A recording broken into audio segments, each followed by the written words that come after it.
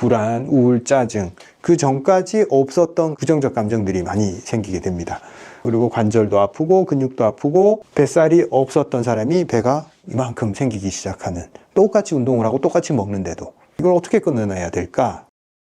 안녕하십니까, 이승원장입니다. 오늘 제가 들고 온 주제는 여성의 갱년기입니다. 갱년기를 겪으면서 여성들이 많이 힘들어하고 그때 어떻게 대처했느냐에 따라서 이후에 건강이 좌우될 정도로 중요한 시기입니다. 제가 환자들 중에 이제 60대, 70대 환자분들 어떤 원인으로 언제부터 이렇게 불편하게 되셨어요? 라고 물어보면 한 20년 됐어요. 제가 갱년기 때 전에 없던 상열감이 생기고 잠을 못 자고 소화가 안 되면서 그 이후로 쭉 그렇게 살게 됐어요 라고 얘기를 해요. 그게 한두 분이 아니고 상당히 많은 수의 분들이 그런 과정을 거쳐서 노후가 조금 힘들게 되는 그런 경우를 많이 봐왔습니다. 먼저 갱년기에 흔히 겪게 되는 증상들을 제가 적어봤어요. 사람에 따라서 갱년기를 아주 무던하게 잠깐 불편한 과정으로 넘어가는 분들도 있어요. 그래도 대체적으로 1년 정도는 불편해요. 단경이 되면서 호르몬 변화가 생기면서 1년 정도 짧게 불편한 분들이 있는데, 평균적으로 연구 결과에 의하면 7년,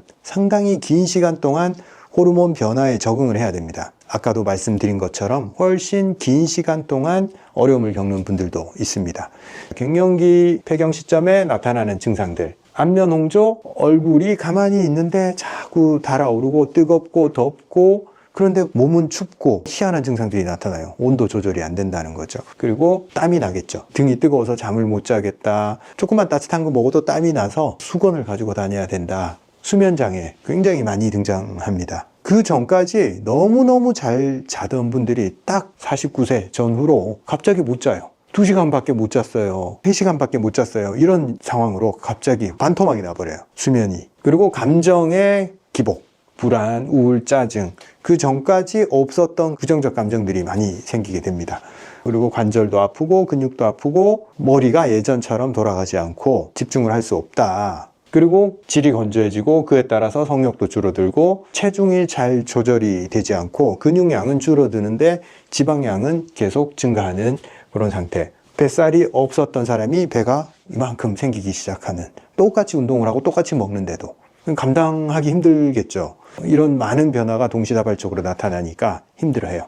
이런 변화가 왜 나타날까요? 여성 호르몬, 특히 그 중에 에스트로겐, 임신을 할 수 있는 몸 상태를 만드는데 주요한 호르몬이지만 실제로 몸에 많은 역할을 하던 호르몬이에요. 온도 조절, 수면, 뇌, 심장, 뼈, 혈관, 피부, 몸에 안 쓰이는 데가 없어요. 에스트로겐이 단순히 생식 호르몬이 아니라 몸 전체를 조절하는 호르몬입니다. 그래서 전신적인 증상이 나타나 버려요. 에스트로겐의 양이 어느 정도로 줄어드냐? 90%가 줄어버려요. 100이 나오다가 갑자기 10으로 줄어버려요. 이걸 감당을 할 수 없는 거죠. 서서히 변하면 좋은데 그게 너무 짧은 시간 안에 급격하게 변해버리니까 이걸 감당을 할 수가 없는 거예요. 비유하자면 바닷속에 사는 갑각류, 랍스타 같은 것들 있잖아요. 갑각류들이 껍질은 한번 형성되면 그 크기를 키우지를 못하잖아요. 근데 안에서 영양이 좋아지면서 점점점 안쪽에 있는 살들의 부피가 커졌을 때 겉에 있는 외골격이 감당을 못할 때 탈피를 합니다. 찢고 나오는 거죠. 찢고 나왔을 때 그 상황은 갑각류한테 가장 위험한 상황이에요. 왜? 나를 보호해주던 이 외 골격이 없어지니까 물고기들이 그냥 쉽게 잡아먹는 거예요. 우리가 호르몬의 변화의 시기도 마찬가지입니다. 나를 보호하고 윤택하게 해주던 보호장치가 사라지는 순간이에요. 그래서 심리적으로 힘들고 질병적으로도 많은 도전을 받게 됩니다. 이게 호르몬의 변화로 나타나는 증상들이지만 가만히 살펴보면 대부분 우리 장기들이 반응을 하고 있어요. 이 호르몬의 변화에 대해서. 호르몬이 변했을 때 어떤 특정 장기가 힘들어 하는지를 이 증상들을 보면 알 수가 있어요. 제가 말씀드릴 때 항상 이 수면 장애는 심장과 연관이 있다라고 말씀을 드리잖아요. 그리고 심장의 순환 능력, 열 조절 능력, 펌프의 작용이 잘 안 됐을 때 열은 상체로 간다, 얼굴 위로 간다. 이게 상열. 그리고 안면 홍조가 있으면서 거의 다른 쪽은 차가워져 버립니다. 심장의 문제로 인한 추가적인 증상인 거죠. 호르몬 불균형에 인해서 심장 능력이 떨어지고 수면 장애가 오고 안면 홍조가 온다.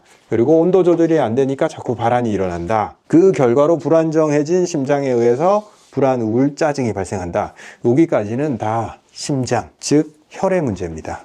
그래서 제가 치료할 때도 이런 경우는 보혈, 혈을 보해주면 심장이 힘을 찾고 수면이 안정이 되고 불안, 우울, 짜증을 극복할 수 있게 됩니다. 그리고 열도 똑똑똑 떨어져요. 갱년기 증상으로 힘들어하는 사람을 치료할 때 1순위가 그래서 심장이 됩니다. 심장 약해서 문제가 생긴 사람 치료하는 거랑 요 증상 치료하는 거랑 똑같아요. 마찬가지로 체중 증가, 복부 비만, 요것도 대사 능력이 떨어진 거잖아요. 대사가 저하된 거, 혈액순환이 안 돼서 대사가 떨어지는 거니까 요것도 추가적인 문제다. 요거는 결국 분비샘이 기능이 떨어지니까 건조증이 생긴다. 질건조, 구강건조, 두피건조, 피부건조, 열에 의해서 그리고 진액 부족에 의해서 건조 증상들이 몸 곳곳에서 나타나게 됩니다. 진액 보충해주면 조금 더 무난하게 넘어갈 수 있습니다. 갱년기 때 증상들이 생겼는데 거기서 끝나지 않고 계속 반복적으로 하나의 증상이 다른 증상으로 연결이 되면서 또 다시 돌아와서 이 증상을 더 심하게 만들어버리는 그런 굴레에 빠지게 돼요. 그 첫 번째 시발점이 대부분 여기서부터 시작이 돼요. 수면 장애를 계속 겪다 보면 무기력해집니다. 낮에 활동을 못하게 돼요. 무기력의 결과로 감정의 약화가 발생을 합니다. 그리고 이 결과로 집중력이 잘 안 생기겠죠. 그래서 하루 종일 뭔가 집중도 못하고 무기력하게 살아가게 되는 거예요. 그 결과 활동이 줄어버리고 활동을 하지 않으니까 또 수면 패턴이 깨집니다. 활동을 안 하고 무기력하게 있다 보니까 결국 또 밤에 잘 수 없게 돼요. 이 악순환의 고리에 딱 빠져서 이게 계속 강화가 돼요. 한 번 악순환이 한 사이클 도는 게 아니라 한 사이클 돌고 나면 수면 장애가 더 심해져 있어. 그러면 더 뺑글뺑글 돌아서 또 무기력이 심해지고 수면 장애 더 심해지고 집중력 더 떨어지고 우울, 불안 더 심해지고 계속 반복해서 부정적 루프가 강화가 되는 결과로 연결이 됩니다. 또 체중이 증가하고 살이 찌고 움직이기가 더 싫어져요. 이거 역시 또 어디로 들어가? 운동 능력 저하로 떨어지고 아프니까 또 더 안 움직이겠죠. 안 움직이니까 무기력해지고 또 수면 장애 발생하고 각각의 증상들도 힘든데 이 증상들이 서로 막 키워져. 한 바퀴만 돌면. 그래서 매일매일 가면 갈수록 1년이 지나고 2년이 지나면 엉망이 돼버려요. 나락으로 떨어진다고 얘기하죠. 제가 심장을 강화를 하고 진액을 보충을 하고 이런 한방적인 도움을 받는 것도 추천을 드리지만 이걸 근본적으로 탈출을 하려면 자력으로 뭔가 돌파구를 마련을 해야 됩니다. 이 악순환의 고리에 빠져 있으면 탈출구가 안 보여요. 이거 어떡하지? 방법을 찾지를 못합니다. 이걸 어떻게 끊어내야 될까? 외부에서 바라보면 쉬워 보여요. 그냥 제때 좀 자고 운동 좀 하면 되지 않을까? 옆에서 남편이 보기에는. 근데 남편들 그거 쉽게 얘기하면 안 돼요. 본인이 그 상황에 있으면 절대 해결이 안 돼요. 상당히 많은 배려와 심리적인 지지자가 되어줘야 됩니다. 게으르게 그렇게 퍼져 있지 말고 운동해 라는 말은 절대 먹히지도 않을 뿐더러 더 큰 상처를 주게 됩니다. 좀 더 이해해주고 큰 변화에 직면해서 고군분투하고 있구나 라고 좀 이해해주고 기다려주고 도와줘야 됩니다. 그래서 이 여성분들은 얼마나 섭섭하겠어요. 나는 아파 죽겠고 방법도 못 찾고 전에는 다이어트 하면 살도 좀 빠지고 했는데 몸매도 이제 엉망이 되는 것 같고 손을 탁 놔버려요. 남편은 나를 이해도 못하고 내 인생 좋은 시절 다 갔구나. 이제 무슨 낙으로 살지? 이런 느낌을 갖게 됩니다. 제가 오늘 드리고 싶은 말이 지금부터입니다. 잘 집중해서 한번 들어보시겠습니다. 우리가 호르몬이 바뀌고 모든 시스템이 무너지는 느낌을 받으니까 내 삶이 망가지는 그런 느낌을 받아요. 근데 아까 랍스타의 비유를 했잖아요. 기존의 껍질을 벗어내고 새로운 껍질이 이후에 자라요. 지금은 고통스럽지만 시간이 지나면 서서히 새로운 껍질, 호르몬의 균형도 다시 되찾아가고 난조를 보였던 시스템도 제자리를 찾아갑니다. 언젠가는. 그래서 내가 기존의 껍질을 벗어버리고 새로운 껍질을 찾게 되는 과정이다. 이전의 몸은 임신과 출산을 위한 몸이었다면 이제는 진정한 나 자신의 모습으로 돌아가서 새로운 시스템을 구축을 하는 거다. 이렇게 인지를 하시고 새로운 시스템에 대해서 이해도를 높여야 됩니다. 몸을 이해하는 사고방식의 전환이 필요한 거예요. 이전에 우리가 체중이 증가하면 어떻게 했어요? 내가 50kg인데 55kg면 어떻게든 노력을 해서 5kg를 줄여야겠다. 이 5kg에 집중했잖아요. 그런데 시스템이 바뀌었는데 여전히 그 시스템을 가지고 갱년기인데 뭐 몸이 자꾸 변해. 체중이 올라갔어. 5kg 줄여야지 하면서 막 노력을 해요. 그런데 잘 먹히질 않아. 왜? 전에 썼던 방식은 지금 시스템에서는 먹히질 않아. 시스템이 변했다는 사실을 인정을 하지 않으니까 했는데 안 돼. 그럼 자꾸 실패, 좌절, 이 감정 개입이 자꾸 더 심해져요. 그럼 왜 안 되지 하면서 더 불안하게 되고, 불안하니까 잠을 못 자고, 몇 번 해보다가 이제는 다이어트가 안 먹히나 봐 하고 포기를 해버려요. 포기를 해버리고 음식에 대해서 통제력을 잃어버리고 체중이 확 증가를 해버려요. 안 그래도 호르몬의 변화 때문에 가만히 있어도 체중이 증가하는데, 스트레스 받으니까, 예전에 시스템상 어떻게 됐어요? 스트레스 받으면 먹는 걸로 풀었죠. 살이 찌면 또 다이어트 했죠. 이걸 계속 반복해 왔을 거 아닙니까? 그러니까 똑같은 방법을 쓰는데 안 먹히는 거예요. 전에는 살을 빼고 말고 그런 거에 따라서 내 몸의 변화가 그렇게 크지 않았는데, 이제는 다이어트 하려고 안 먹으면 몸이 엉망이 돼버려. 기력을 못 쓰는 거예요. 그냥 녹다운이 돼버리고 아무 일도 할 수 없게 돼버리고 감정 상태도 조절이 안 되는 그런, 예전에는 안 그랬는데 왜 이러지 자꾸 이런 쪽으로 빠져듭니다. 그렇게 실패가 쌓이면 사람은 이렇게 생각을 하게 돼요. 이제 나 안 돼. 결론이 그쪽으로 가버려요. 더 이상 도전하지 않고 더 이상 내 몸을 가꾸거나 내 건강을 위해서 하는 행동들을 안 하게 되는, 아주 최악의 선택을 해버리는 경우가 너무너무 많아. 이전보다 훨씬 더 세심하게 접근을 해야 됩니다. 좀 더 부드럽게, 나 자신을 사랑하면서, 나 자신을 비난하지 않고 조그만 변화에 집중을 하고 내 자신을 칭찬을 해줘야 돼요. 오늘 조금 움직였더니 어제보다 한결 가벼운데, 식사 후에 좀 걸어주니까 졸리는 것도 덜하고 개운한 걸, 그제는 못 잤는데 오늘은 그래도 1시간이라도 더 잤네. 어제도 못 잤는데 오늘도 별로 못 잤어. 이렇게 자신을 공격적으로 대하지 말고 약간이라도 나아진 부분을 좋게 받아들이고, 오늘 좀 불편하더라도 내일은 괜찮겠지 긍정적으로 생각하고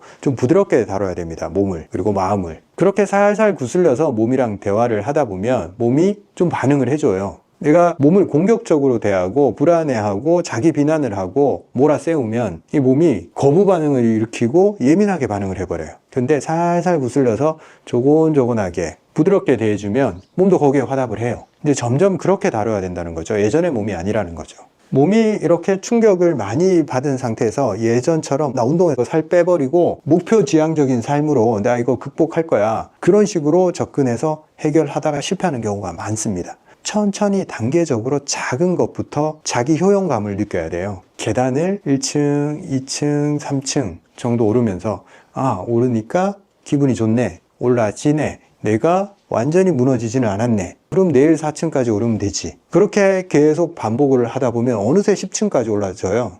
여러분, 제가 계단 오르기를 하라고 하면서 계단을 올랐을 때 그 감각을 느껴보고 내 몸에서 느끼는 반응을 살펴보라고 하셨잖아요. 저도 계단을 오를 때 굉장히 좋은 느낌을 받아요.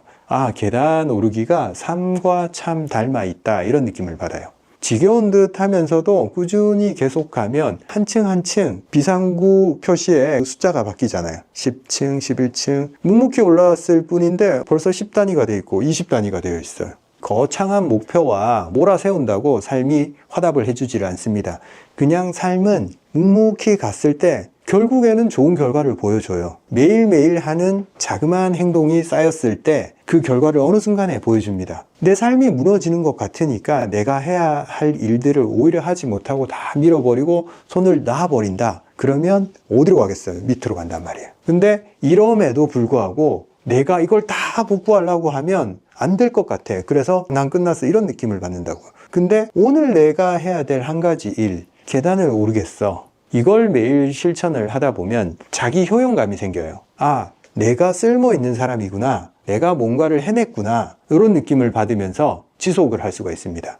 그 지속이 변화를 만드는 거지, 이 나타나는 현상과 내가 가야 될 거창한 목표, 이런 거에 무게중심을 두면 현재 나는 너무 불행한 것 같아, 그런 느낌에 빠져든단 말이에요. 이런 총체적 난국에서 빠져나오는 방법은 거창한 게 없어요. 매일매일을 설계를 해야 됩니다. 이거 없어지길 바라고 이걸 없어지길 바라고 그런 거는 이루어질 수도 없고 이루어지지도 않아요. 하루를 설계를 해야 돼. 하루 중에 여러 가지도 설계를 하면 안 돼요. 처음에는 하루에 내가 할 수 있는 한 가지, 그리고 나한테 자기 효용감을 줄 수 있는 그 한 가지, 그걸 계속 했을 뿐인데 어느 순간 계단을 20층까지 오르니까 뿌듯해졌어. 그리고 턱살이 좀 줄은 것 같아. 그리고 자신감이 생겼어. 얼마 전 댓글에 보니까 그런 댓글이 달렸더라고요. 이승 원장이 하는 말이 무슨 말인지 알겠더라. 꾸준히 반복했을 뿐인데 부정적 인식이 사라지고 내 자신한테 좋은 감정, 기분이 생기더라. 제가 말하는 게 바로 그거예요. 그게 전부예요.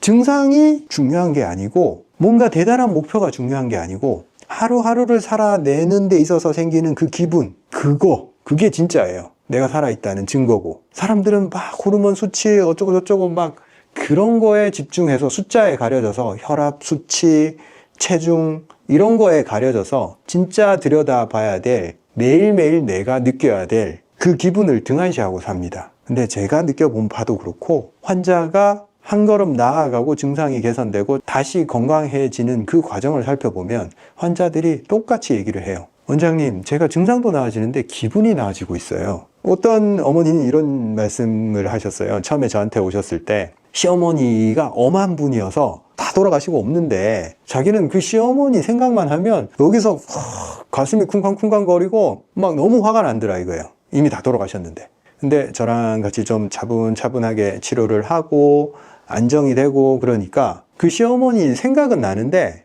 뒤에 나오는 그 반응이 안 나오더래. 억울하고 화나고 슬프고 그런 감정이 따라오지 않더라 이거예요. 내 몸이 그걸 감당할 수 없고 내 자기 효용감이 없고 기분이 좋지 않으니까 추가적인 어떤 나쁜 감정들에 휩싸여 있는 겁니다. 근데 단순한 걸 계속 반복했을 뿐인데 삶은 나아지더라.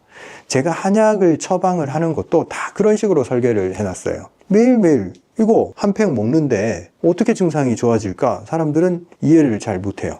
약도 엄청 순해. 근데 그걸 매일 6개월 동안 반복을 했을 때 조그만 변화들이, 혈관 하나가 조금 뚫렸어. 그러면 혈액이 좀 더 갔겠지. 거기서 옆에 있는 혈관도 조금 더 살아나겠지. 자꾸 도미노처럼 긍정적 변화가 쌓여 나가면서 그게 합의돼서 결국 시간이 지나면서 큰 변화를 만들어내는 거예요.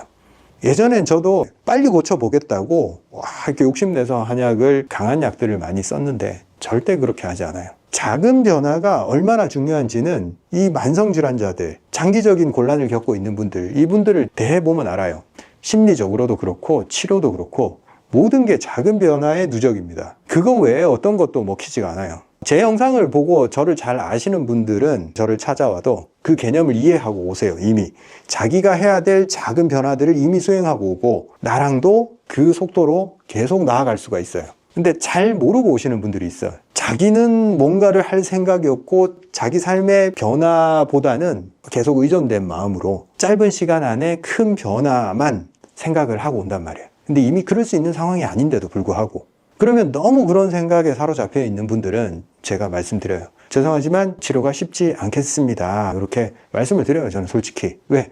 준비가 안 된 거예요. 그분은 그 전 과정이 필요해요. 천천히 본인의 몸을 살피고 조금이라도 본인 삶에서 개선점들을 찾아내고 하지 말아야 할 일들을 배제하고 해야 할 자그마한 일들 쌓아 나가는 거, 그 경험 먼저 하고 오셔야 돼요. 저는 명의도 아니고 뭣도 아니에요. 저는 작은 변화를 도와줄 수 있는 사람일 뿐입니다. 제가 명의고 한약을 명방을 써서 뿅 하고 낫게 해주는 그런 사람이라고 생각하셨다면 오해입니다. 저는 작지만 끊임없이 변화의 방향으로 갈 수 있게 변화시키고 도와주고 격려해주고 그런 존재예요. 몸은 그것만을 받아 먹을 수 있어요. 그래서 오늘 갱년기에 대해서 다뤘는데 많은 환자들이 정말 힘들어하고 그 이후의 삶이 이거에 의해서 막 좌우가 돼버리니까 이걸 한번 짚어드려야겠다. 이때 얼마나 잘 대응하느냐에 따라서 앞으로의 10년, 앞으로의 20년이 결정이 된다. 여성분들은 이걸 알고 어떻게 몸을 다뤄야 되는지 내 몸에 대한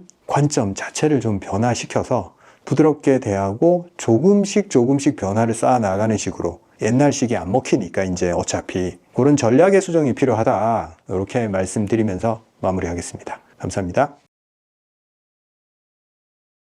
저희 사종환을 잘 드시고 계시는 분들이 많잖아요. 사종환을 출시한 지가 꽤 됐어요. 꾸준히 제기되는 문제가 몇 가지가 있었습니다. 저희가 최대한 심혈을 기울여서 만들었지만 첫 번째 제품이기 때문에 해결하지 못했던 몇 가지 문제점들이 있었어요. 첫째로 먹기 좀 불편하다. 촉촉한 형태의 약재를 사용하다 보니까 생산 과정에서 이렇게 약간 점성이 있잖아요. 그래서 제품이 막 들러붙어 있어요. 사실 그 큰 문제는 아니에요. 흔들어서 이렇게 드시면 돼요. 다들 잘 하고 계세요. 이미 들러붙어 있으면 톡톡톡 쳐서 흔들어서 병뚜껑에 따라서 평평하게 해서 드신다. 그리고 이제 이렇게 한 번씩 따라서 먹는 게 좀 불편하다. 이런 문제도 많이 말씀해 주셨고, 약간 입자가 거친 부분이 있어서 씹히는 게 가끔씩 느껴진다. 그런 문제도 있었고, 그리고 어떤 분은 이렇게 건조한 형태가 때가 좀 좋다, 어떤 분은 좀 몰랑몰랑 할 때가 좋다. 이게 선호가 사람마다 다 다르더라고요. 그리고 약간의 제가 느끼기에 조금 더 먹으면 좋겠다 싶은 그런 부분도 있었습니다. 그래서 우리가 한 1년 정도 계속 테스트를 했어요. 여러 가지 형태로 제형도 바꿔가고 분쇄 방법도 계속 바꿔가고, 이게 쉬운 작업이 아니었습니다. 그래도 제 고집을 꺾지 않고 제 방식대로 계속 밀어붙여서 제가 원하는 방식, 소비자들이 불편해하는 부분들을 최대한 제가 한번 해결해 봤습니다.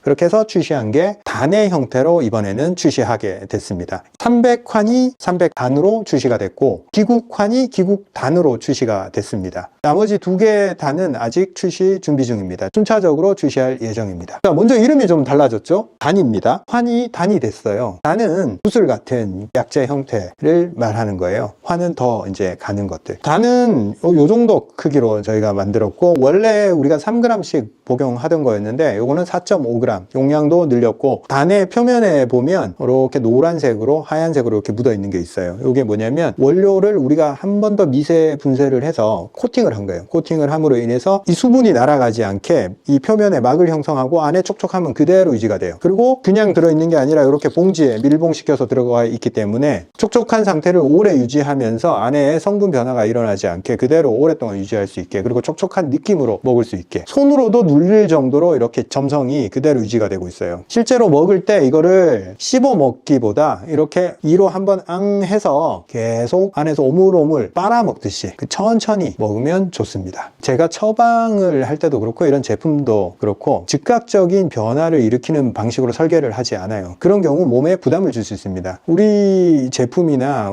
제가 처방하는 한약이나 전부 다 천천히 몸에서 녹아들면서 긍정적인 변화를 만들어낼 수 있게 설계를 해놨습니다. 그래서 좀 호흡을 천천히 좀 기다리면 다 나타나요. 그러니까 너무 급하게 생각하지 마시고 한번 꾸준히 한번 해보세요. 그리고 제 영상을 보시는 분들이 이미 운동도 하고 몸의 변화도 느끼고 자기 삶을 주도적으로 좀 헤쳐나가고 있습니다. 너무 좋아요. 제가 유튜브 하는 보람이 있는데, 기본이 안 된 사람들은 이런 거 하나로 뭔가 내 증상이나 뭐 이런 게 변할 거라는 기대로 이거한테 기대를 한단 말이에요. 사실 그건 순서가 잘못됐어요. 내 몸의 조건을 먼저 변화시켜야 돼요. 내 몸이 뭔가를 변화할 수 있는 그런 상황을 만들고 변화를 위한 도움을 받아야 돼요. 나는 아무것도 안 하고 뭐 손 하나 갖다 가기 싫은데 요거 하나 딱 뭐 하면 해결되겠거니, 이런 생각을 하는 경우가 많은데 운동이 더 중요합니다. 제가 자신 있게 말씀드리는 거는 이거 많이 먹어도 돼. 많이 먹어도 문제가 없게 설계가 돼 있어요. 하루에 한두 개 먹으라고 제가 표기를 적어놨는데, 실제로는 저 같은 경우에 하루에 한 5개 먹어요. 아무런 문제가 없다. 그리고 너무 좋다. 먹었을 때 기분이 좋아요. 일단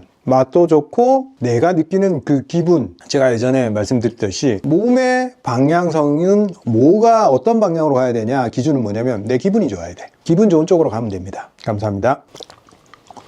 맛있어요. 진짜 맛있어요.